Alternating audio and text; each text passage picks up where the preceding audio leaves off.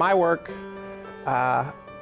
focuses on neighborhoods, particularly neighborhoods and crime. One of the questions that we get a lot, or that happens, or a common challenge is, well, what do you mean by neighborhood? How would you go about measuring that?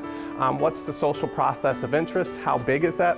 On the one hand, if it's might suggest a small process, if it's something like just as simple as intervening and saying, stop it, cut that out. On the other hand, if we're interested in things like perceptions of different things, cohesion, or maybe collective efficacy or something, that might suggest a much broader spatial area. Criminology is starting to come around a bit more to thinking about land uses and how different land uses might matter for crime, how it might shape different opportunities. Parks matter for crime. What I mean by that is not just thinking about so much of a park as existing or not, but thinking about the broader context with which it's situated and how that matters in shaping crime in the city. Particularly in criminology, we tend to find crime clustering. So the argument is often made, some small percentage of blocks have the vast majority of crime clustering at them.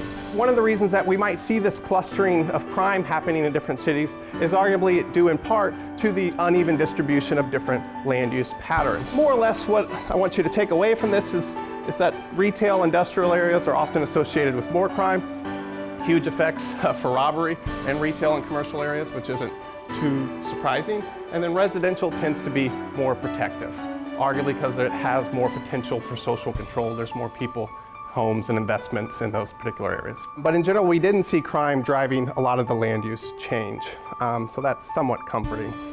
But again, this is totally cross-sectional, and so that's definitely a challenge.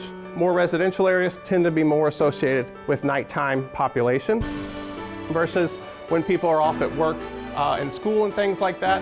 These daytime and after school times tended to correlate more strongly together. The classic approach out there in the criminology and other literatures, take all the crimes for the entire year or years and then take the characteristics of the block or the block group or tracts nearby and look at their association.